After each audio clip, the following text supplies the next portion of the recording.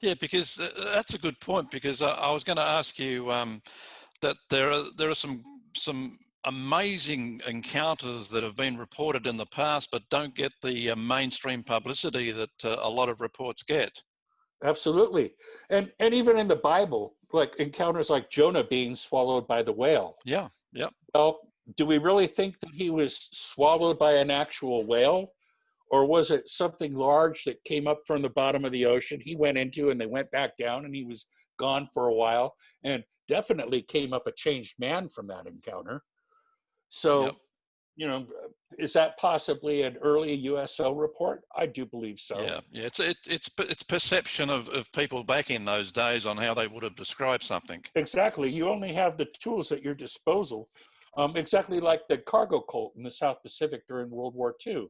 You know, we're using the plane coming in, bringing all lies, and life was good during that time for them. And then when the war ended and we didn't go there anymore, well, they missed this cargo that came from the sky, so they started building effigies of the airplanes in hopes that the gods would return and bring their cargo with them again. Mm-hmm. So it's very easy to start whole belief systems on encounters just like that. Yeah. Yeah, I mean, the one we always hear about is, say, the Shag Harbour incident. But from what you've seen and researched, I mean, what would be your favourite cases? Well, of course, my favorite cases are going to be the ones that I investigated myself. I have one. Yep. Let me get right here and get started. Whoops. It says my internet connection is unstable, but I'm going to plow ahead here. Okay. Now, I'm going to give you three cases in chronological order. Two of them are very well publicized because they have gun camera footage that has been released on YouTube and then on the internet. And To the Stars Academy started talking about them. And then so did also the Scientific Coalition of Ufology, which I have a couple friends that are on that. Morgan Beal, who used to be the state director for Mufon for Florida, and Richard Hoffman, who used to be one of my STAR team bosses for Mufon. Unfortunately, Richard's no longer with Mufon. We do miss him, but he's still doing fantastic work in the field. So those two cases were very well researched and a lot of scientific data to them. This particular case here is one of my own cases that I investigated that happened in 1991. And it was a gentleman who was on drug interdiction duty down just off the coast of Guatemala then. And all of a sudden in the middle of the night, their ship was lit up with this red light that emanated from under the water. Okay. And it didn't light up the sky or anything else. Only their ship was entirely illuminated, the bridge, the deck, and everything with this red light. And it was observed by many of the people that were on duty at the time on the bridge. And as soon as this light was seen, it took off and disappeared real quick. And this gentleman is willing, you know, I'm going to do further involvement in this because this was so long ago, but it was a Navy case and they did make a report of an unusual object on the bridge. So there's going to be paperwork trail for me to follow on this. So Okay. I plan on writing a FOIA request in the very near future. I still haven't closed this case with Mufon yet, but I have conducted investigation with the main witness.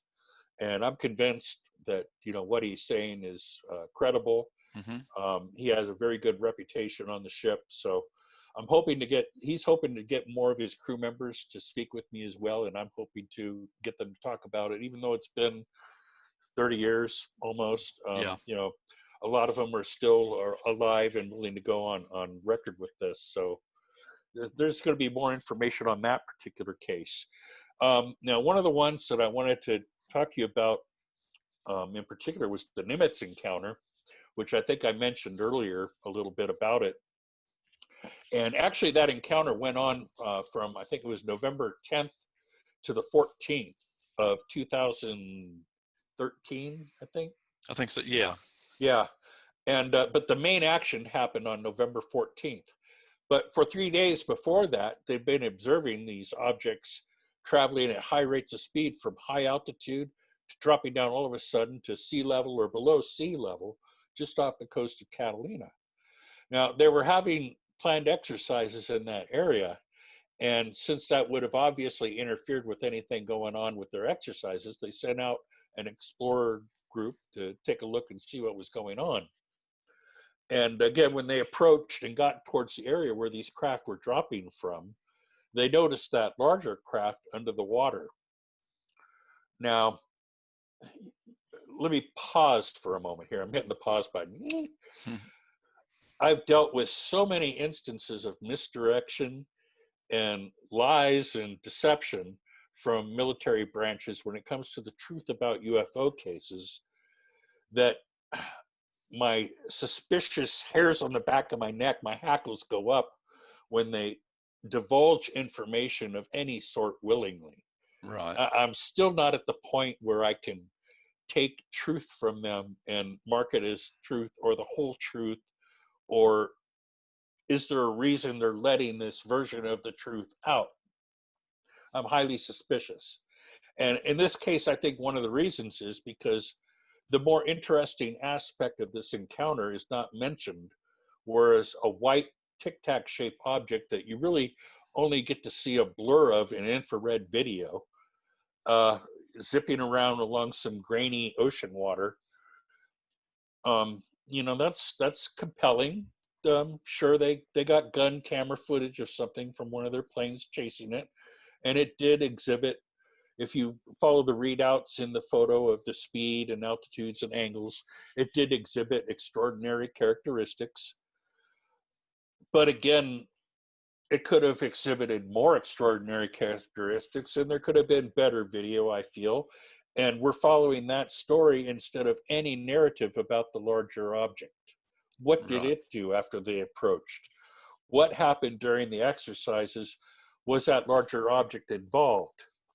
And here I find, the Shag Harbour case, I will say one thing for that is most interesting. When the craft entered the water, later they discovered that it was 300 feet or 300 yards off the coast. So they were able to know that it traveled. Whereas the Nimitz Encounter, you don't hear anything about the craft traveling under the water so much. Yeah, it might be a case of look at the right hand and. I think, yeah, it's exactly that. And I think that probably the more interesting aspect of that story is probably highly classified. Mm-hmm. That's why we're not hearing about it. Now, in Aguadilla, Puerto Rico on April 25th, Nimitz Encounter, I'm sorry, it was November 10th through 13th. That was 2004. Okay, that's why I was trying to go in chronological order. Now, in Aguadilla, Puerto Rico on April 25th, 2013, there was an encounter that pretty much mirrors exactly the Nimitz Encounter, except this time they were able to get observational data of the movement of the craft underwater, and they were able to measure its speeds at up to 95 miles an hour, which that's not anything we can really do underwater. No. Due to the resistance, we're pushing up against a wall with our technology, whereas this is more of a magnetic field that makes a bubble that just slides through wherever it's going. So, and I believe that the Navy has been engaged in recovery of some type of technology like that they've incorporated into their fleet. And I hope I'm not giving away any top secret information here, but there's now electrostatically charged holes on our ships, and that's to cut the friction going through the bow waves. Wow. Well, that's interesting. Yeah. Where did they get this idea from? Mm-hmm. And I believe that the Navy has had a lot more knowledge about UFOs and USOs than has led on in prehistory and above. And I say this from kind of a slightly educated viewpoint. My dad was in the Navy. He served during World War II.